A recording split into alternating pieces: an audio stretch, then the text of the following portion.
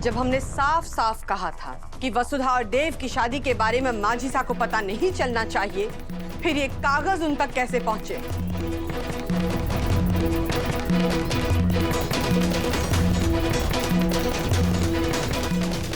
भाभी साहब, जब मैं माजिसा ने घर भ्रमण करवा रही थी ना, तब तो उनके हाथ में कोई कागज ना लगा था। लेकिन जैसे ही मैं थोड़ी देर के लिए गायब हो गई, इस नौकरानी ने उसका पूरा फायदा उठा लिया।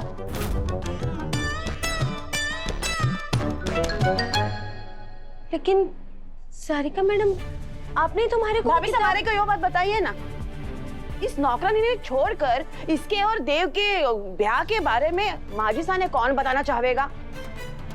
अगर माजिसा ने यो बात पता चल गई तो फिर सबसे ज्यादा फायदा इस नौकरानी का होगा। हमारे को पक्का यकीन है कि यो कांड इसी ने किया है। नहीं देवी हुकुम। माँ साहब अच्छी तरह जानती है, आपकी कही हर एक बात बसु के लिए पत्थर की लकीर। वो आपके किसी बात के खिलाफ नहीं जा सकती। बिल्कुल देव सही कह रहा है चंद्रिका। सच सच बताओ सारिका, वो पेपर्स माजिसा के हाथों में कैसे आए? मैंने बताया ना भाभी साहब, आपने वसु ने।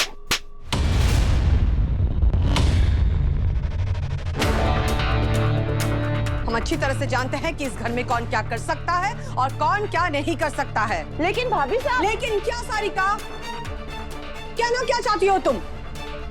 जब कागज तिजोरी में थे तो क्या वसुधा ने हमारे चाबी के गुच्छे से तिजोरी की चाबी निकाली, फिर तिजोरी से पेपर्स निकाले और जाके माजिसा को दे दिए? भाभी साहब, वो कागज तिजोरी में ना, ऑफिस में ही थे।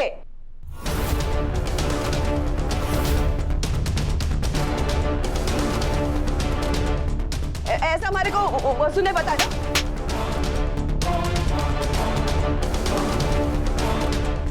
आज के बाद अगर तुमने फिर से माजिसा को देव और वसुधा की शादी के बारे में कुछ भी बोलने की कोशिश की तो हम भूल जाएंगे कि तुम्हारे नाम के पीछे भी चौहान है।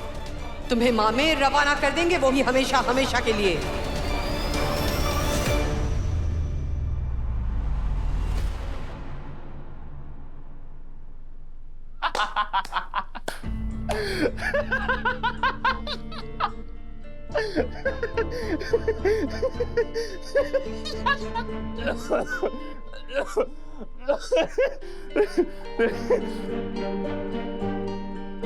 भाई साहब, ये क्या हो गया अविनाश जी को?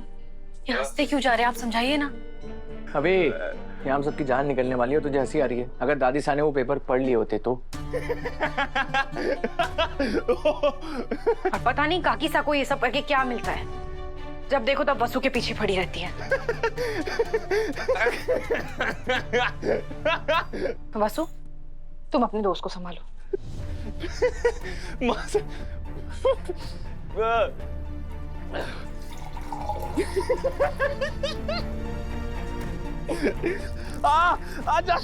जादूगर तुम क्या कर रही है यार?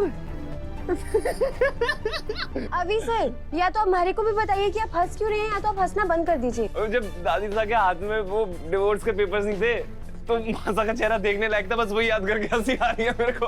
अभी मासा के बारे में बात करने का कौन सा तरीका हुआ? तो यार दादा, बात बात पे सेंटी मत हो जाया करो यार। दादी सा के आने से पहले काकू सा और पापा सा ने बताया था ना कि सब लोग उनसे कितना डरते हैं। मुझे लगा था कि मासा नहीं डरती होंगी, पर अब पता चला कि चंद्रिका सिंह चौहान को टक्कर देने वाली रणकपुर से आ गई हैं। दिव्या मैडम, आप समझाइए ना अभी सर ने। हमारी दादी सास और सासू जी का मजाक ना उड़ाए। वसु, मैं तो नहीं समझा पाऊंगी, प्लीज तुम समझाओ। अभी सर, ये गलत बात है। आपने देखा ना देवी हुकुम दादी सा की कितनी इज्जत करे।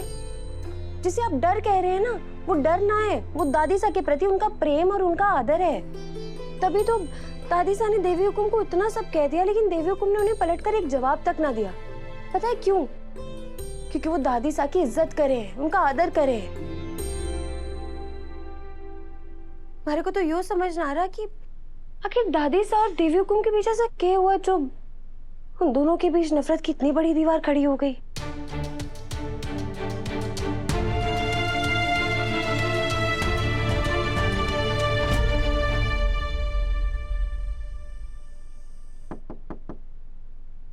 अरे अब कौन आ गया हमारी छाती पे नाचने? आ जाओ आ जाओ। माजिसा, मैं और चंद्रिका हैं। हमारे सोने का वक्त हो गया है। माजी सा, कल उदयपुर के सबसे बड़े डॉक्टर से आपके लिए अपॉइंटमेंट लिया है ताकि हम आपका ट्रीटमेंट बहुत अच्छी तरह से कर सके। और पीसा की इतनी हेकड़ी पर बात थारी बिंदनी ने काई लागे है कि इतने साल बाद भी वो किसी को भी पीसा से खरीद सके हैं। मैं आई थी मदद मांगने और तिजोरी में रखा पैसा इतना ही कूद रहा है ना, तो बोल इसने कि उदयपुर के किसी बड़े से डॉक्टर के पास जाके अपना इलाज करा ले। पैसे का बुखार हानिकारक होवे है। माजी साहब, चंद्रिका को थारी चिंता है, थारी सेवा करना चाहती है वो। आप कभी तो उसके साथ अच्छा बर्ताव कर लिया कीजिए।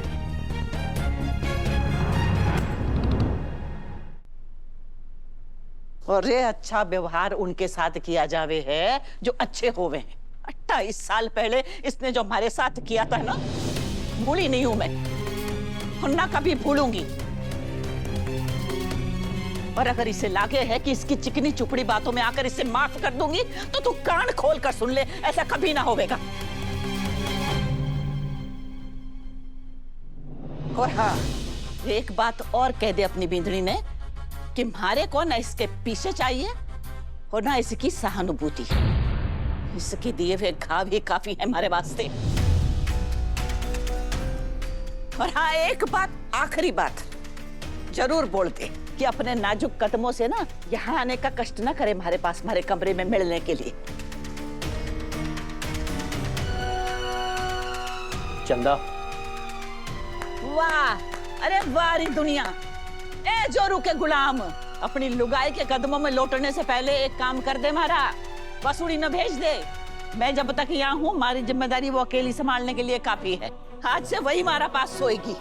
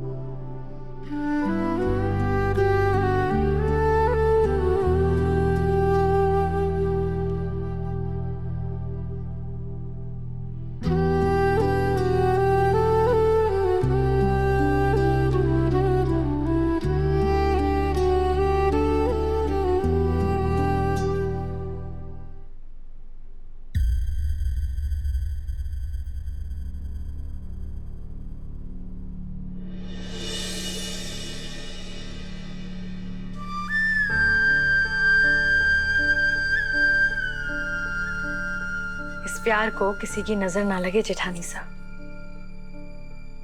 वहां आप जमीन पे सोती हैं तो देखिए, यहाँ भाई साहब ने भी अपना बिस्तर छोड़ दिया है। आप तो जानती हैं कि जमीन पे बैठ के खाना खाने लग गए हैं। और हाँ, खाते भी वही हैं जो आप खाती हैं। ये तो बिल्कुल ऐसा लग रहा है ना जैसे भगवान श्री राम अपनी सिया के लिए वनवास काट रहे हैं। अब हम सब दिल से यही प्रार्थना करते हैं कि काकू जल्द से जल्द भाई साहब को अपना ले।